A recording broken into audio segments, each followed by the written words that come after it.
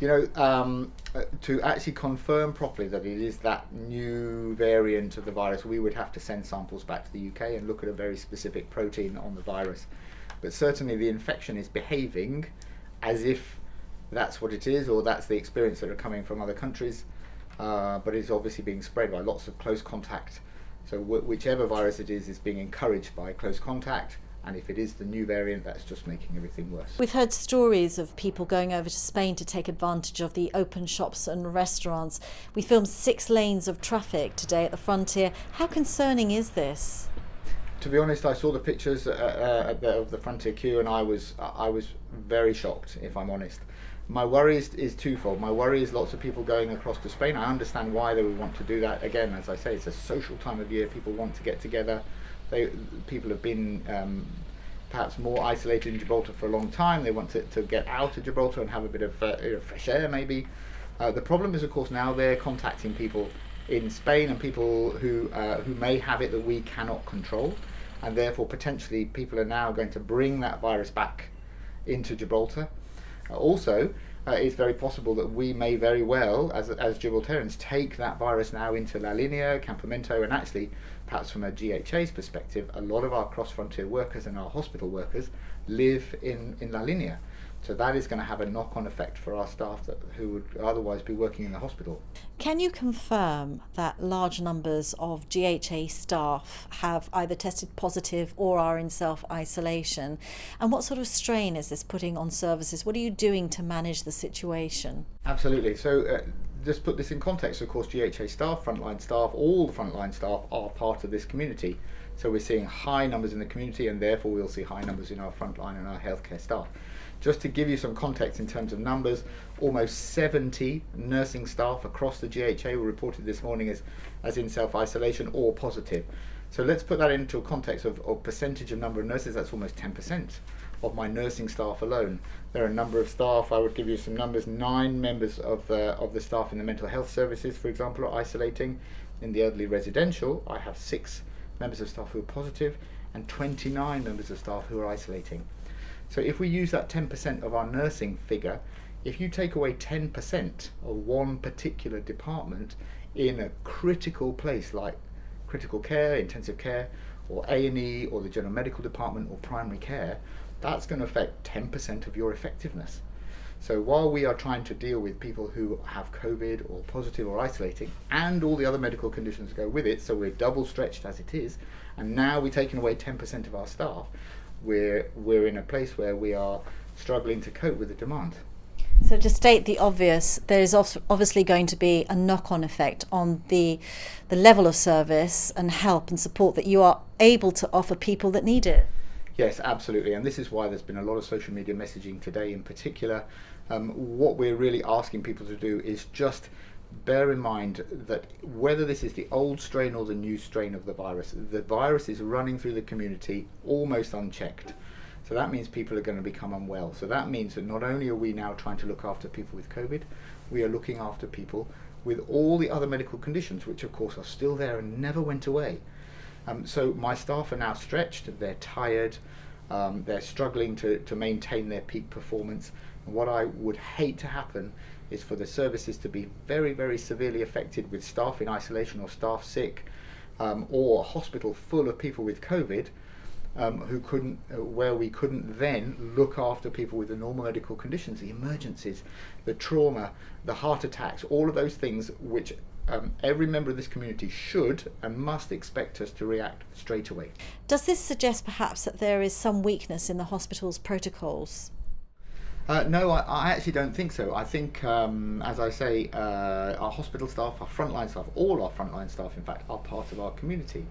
This is clearly an infection at the moment which is running its way through our community, so of course our staff will be affected just as anybody else in the community.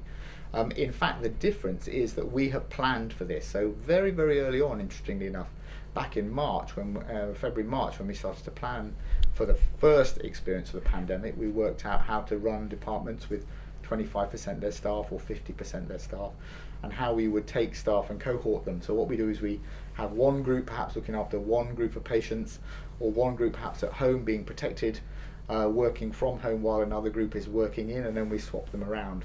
so we protect them. So this is definitely not a weakness. We are swabbing our staff on a weekly basis. We are picking up infections as best we can. We're wearing PPE. We're protecting our patients.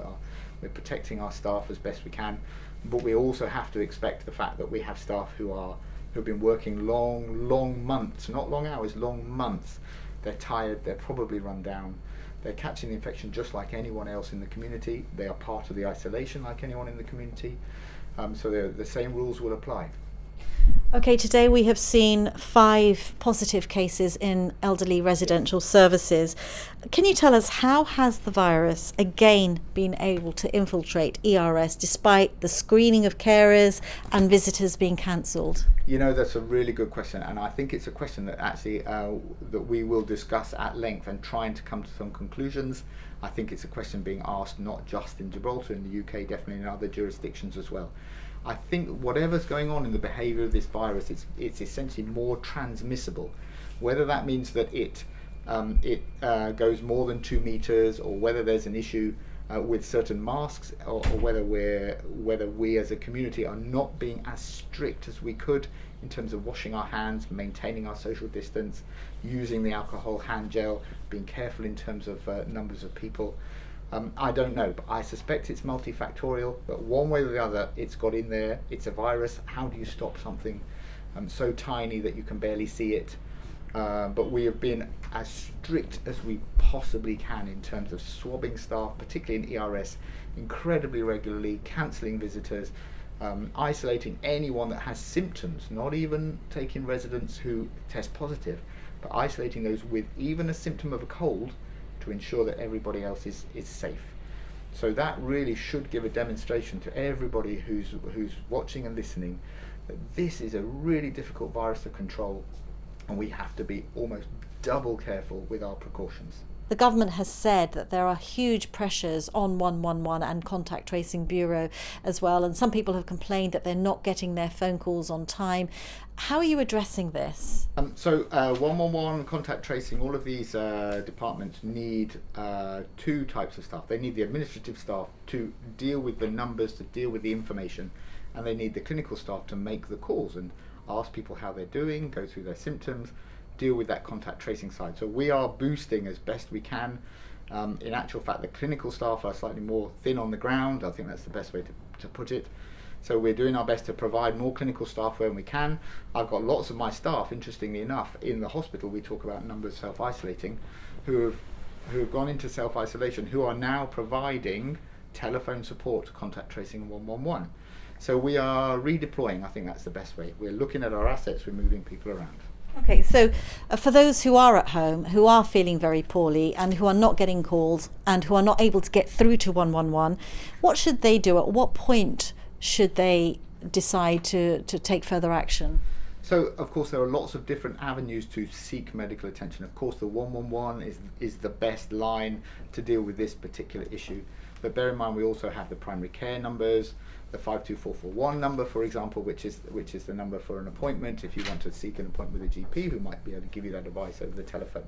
I think the best thing for anyone to do is to try and seek advice where they can. I would ask, first go to telephone consultation, make a telephone contact. Keep trying if you're struggling to get through. It's not because we are not picking up your call, it's just that we have so many people to deal with. We will deal with your call where we can, but unless you're in real trouble, or unless you're really unwell, I would definitely ask people not to consider coming down to A&E, but seek telephone advice as the first instance.